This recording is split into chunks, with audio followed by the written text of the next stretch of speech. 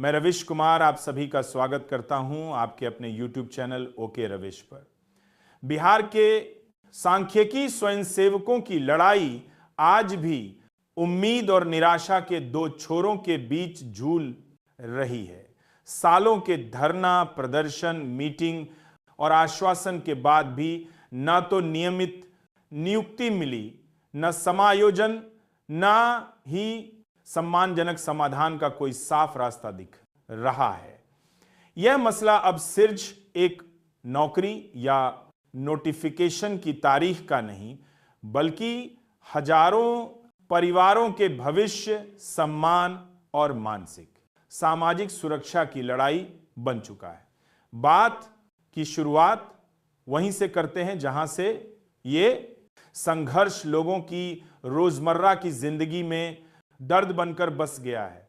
योजना एवं विकास विभाग के तहत सांख्यिकी स्वयंसेवकों को कभी गांव-गांव जाकर आंकड़े जुटाने की एक नई सोच के रूप में चुना गया था, ताकि जमीनी स्तर पर सटीक डाटा मिल सके। फसल कटाई से लेकर जन्म, मृत्यु, पंजीकरण और सर्वे तक हर काम में इनकी मेहनत शामिल रही।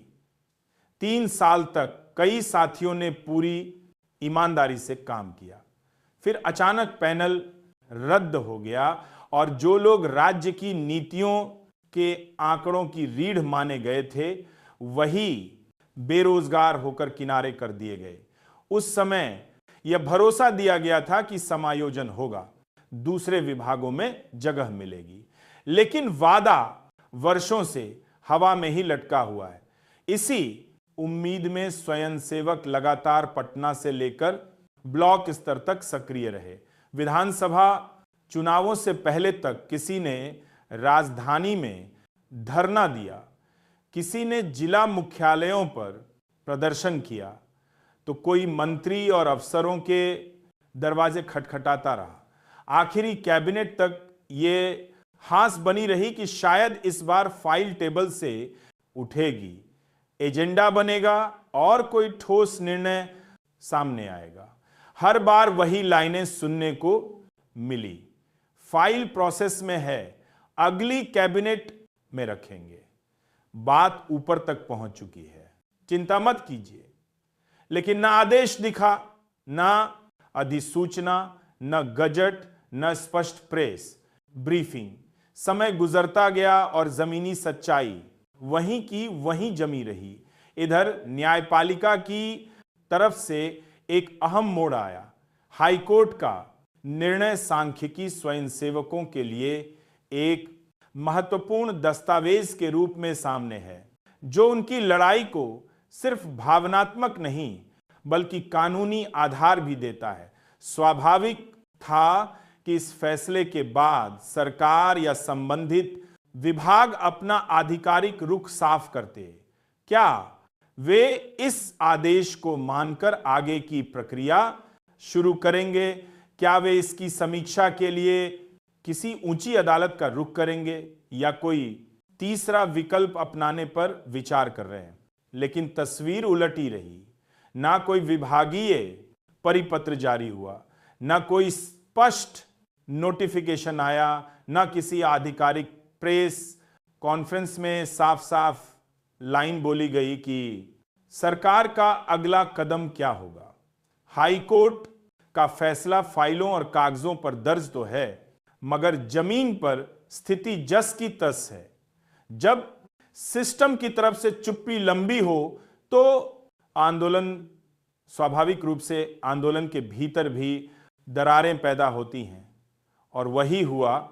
सांख्यिकी स्वयंसेवकों के बीच आपसी गुटबाजी, मंचों की अलग अलग लाइनें और नेतृत्व की खींचतान बढ़ती चली गई। कहीं किसी ग्रुप ने अपने नाम से मोर्चा खोल दिया, कहीं किसी संगठन ने खुद को असली प्रतिनिधि घोषित कर दिया। अलग अलग नेता और मंच अलग अलग तारीखें बताने लगे। कोई कहता अमुक दिन तक नोटिफिकेशन आ जाएगा, कोई दावा करता बैकडेट में आदेश तैयार है, बस औपचारिकता बाकी है। कोई आश्वासन देता कि चुनाव के दौरान ही चुपचाप फाइल पास हो जाएगी। बस मीडिया में शोर मत करिए, जबकि वास्तविकता यह है कि चुनाव आचार संहिता लागू रहने के दौरान इस तरह के बड़े नीतिगत फैसले लगभग असंभव की श्रेणी में होते हैं और बैकडेट वाले दावे ज्यादातर भ्रम और अफवाह को ही जन्म देते हैं। समय अब बदल चुका है। यह वह दौर नहीं कि दो मीठी बातें, दो बड़े नारे और कुछ भावुक भाषण सुनाकर लोगों को बरसों तक बहलाया जा सके। आज हर स्वयंसेवक के हाथ में मोबाइल है, इंटरनेट है, सूचना के स्रोत हैं। जो लोग आंकड़ों के साथ काम करते हैं वे कागज, नोटिफिकेशन और प्रमाण की अहमियत किसी से बेहतर समझते हैं। सांख्यिकी स्वयंसेवक खुद भी शिक्षित वर्ग का हिस्सा हैं, जिन्होंने इंटर या उससे अधिक पढ़ाई की, प्रतियोगिता परीक्षा पास की, ट्रेनिंग ली, फिर काम किया। ऐसे वर्ग को अब सिर्फ अंदर की खबर के नाम पर लुभाना आसान नहीं है। इसीलिए कई साथी अब सीधा सवाल पूछने लगे हैं, अगर कोई दावा है तो आदेश कहां है, पत्र कहां है, अधिसूचना की कॉपी कहां है, गजट की प्रति कहां है? अगर जवाब सिर्फ व्हाट्सएप, वॉइस नोट और गुप्त सूत्रों तक सीमित रह जाए तो उस पर आंख मूंदकर भरोसा करना अपने ही भविष्य से खिलवाड़ होगा। कई स्वयंसेवकों ने ईमानदारी और हिम्मत के साथ संघर्ष किया है। किसी ने नौकरी धंधा छोड़कर पटना के धरना स्थलों पर हफ्तों गुजारे, किसी ने अपना जेब खर्च तोड़कर यात्रा की, किसी ने नेताओं और अफसरों के सामने बार बार अपनी बात रखी। पर जब राजनीतिक इच्छा शक्ति कमजोर हो तो मेहनत की गिनती कम और प्रतीक्षा की घड़ी लंबी हो जाती है। विभाग के दफ्तरों और सचिवालय की हकीकत सब जानते हैं। मुख्य गेट तक पहुंचने में ही कई परतें हैं और अंदर फाइल की असली स्थिति जानना और भी कठिन काम है। जब कभी मीडिया से जुड़े कुछ साथी या प्रतिनिधि मंडल वहां जाते हैं और अधिकारियों से बात करते हैं तो अधिकतर बार यही लाइन दोहराई जाती है, मामला शीर्ष स्तर पर लंबित है, ऊपर से हरी झंडी आएगी तभी विभाग अगला कदम उठाएगा। इस एक वाक्य में पूरी सच्चाई छिपी है कि असली कुंजी राजनीतिक नेतृत्व के हाथ में ही है। उधर सामाजिक आर्थिक स्तर पर स्वयंसेवकों की स्थिति लगातार बिगड़ती चली गई है। किसी के बच्चों की पढ़ाई कॉलेज में पहुंच चुकी है, फीस और खर्च का दबाव बढ़ता जा रहा है। किसी साथी पर पूरे घर की जस्ट आर्थिक सेवे की स्थिति की सामी जिम्मेदारी है। माँ, बाप, पत्नी, बच्चे, बहन की शादी, भाई की पढ़ाई सब एक ही कमाई से जुड़ा हुआ है, जबकि स्थायी आय का स्रोत टूट चुका है। किसी को अपनी बिटिया की शादी की चिंता खाए जा रही है तो किसी को घर के किराए और कर्ज की किस्त का बोझ सोने नहीं देता। सालों से आज नहीं तो कल कुछ ना कुछ हो जाएगा वाली अनिश्चितता ने मनोवैज्ञानिक दबाव को कई गुना बढ़ा दिया है। यह तनाव सिर्फ जेब का नहीं, दिल और दिमाग का बोझ बन चुका है। इसीलिए यह आंदोलन केवल एक नियुक्ति पत्र की लड़ाई नहीं रह गया, बल्कि स्वयंसेवकों और उनके बच्चों के भविष्य की सुरक्षा, सामाजिक सम्मान और मानसिक स्थिरता की लड़ाई बन चुका है। आगे का रास्ता क्या हो, यह सबसे बड़ा सवाल है।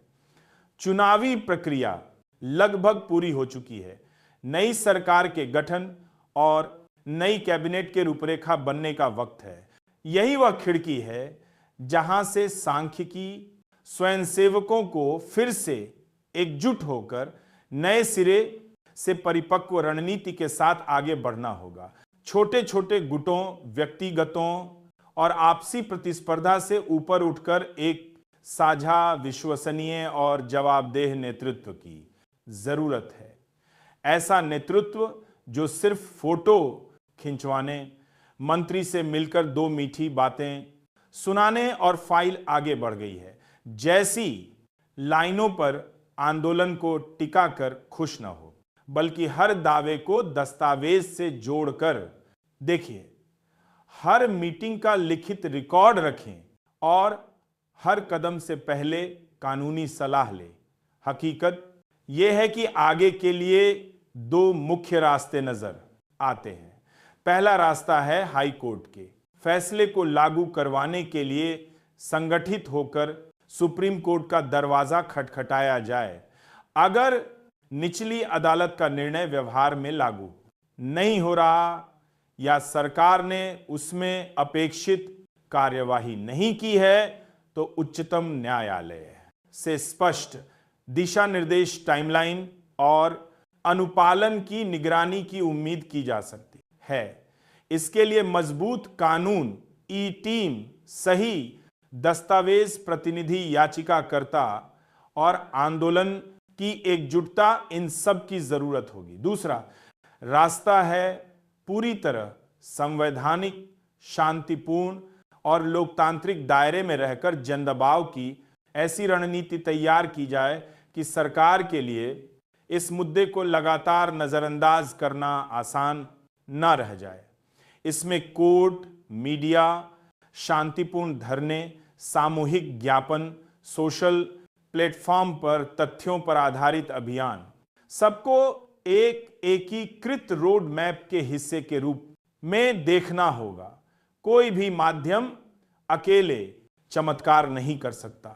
व्हाट्सएप ग्रुप, लंबी लंबी पोस्ट, भावनात्मक वीडियो मैसेज और तारीखों के वादे आंदोलन को जीवित जरूर रखते हैं, लेकिन अगर इनके पीछे प्रमाण, दस्तावेज और वास्तविक प्रगति ना हो तो ये एक समय के बाद थकान और भ्रम ही बढ़ाते हैं। कई ग्रुपों में देखा गया है कि जैसे आई कोई साथी किसी दावे पर प्रमाण मांगता है, आदेश की प्रति या सरकारी पत्र की कॉपी दिखाने को कहता है, उसे चुप कराने की कोशिश होती है। अब भारती के दावे पर प्रमाण मांगता है, उसे चुप कराने की कोशिश होती है। आपको दावे पर कोई कभी कभी तो उसे ग्रुप से बाहर तक कर दिया जाता है। ये व्यवहार खुद इस बात का संकेत है कि दावों की बुनियाद कमजोर है, बातों की दीवार ऊंची है। अब समय उस मंच और उस माहौल की रचना का है जहां सच को सच कहा जा सके, चाहे वह कड़वा ही क्यों ना लगे, जहां किसी भी नए दावे से पहले दस्तावेज रखकर बात हो, जहां कानूनी सलाह और तथ्य दोनों को आंदोलन की बुनियाद माना जाए, ना कि अफवाह और अंदाजा। जो पुराने दर्शक और सब्सक्राइबर इस मुद्दे को लंबे समय से फॉलो कर रहे हैं, वे जानते हैं कि बिना प्रमाण के सिर्फ जज्बाती भाषण देना किसी का भला नहीं करता, उल्टा आंदोलन की साख को कमजोर करता है। कई बार ऐसा भी हुआ कि महीनों तक कोई नई रिपोर्ट या वीडियो सामने नहीं आया, सिर्फ इसलिए कि सरकार या विभाग की तरफ से कोई नई आधिकारिक प्रगति ही नहीं थी।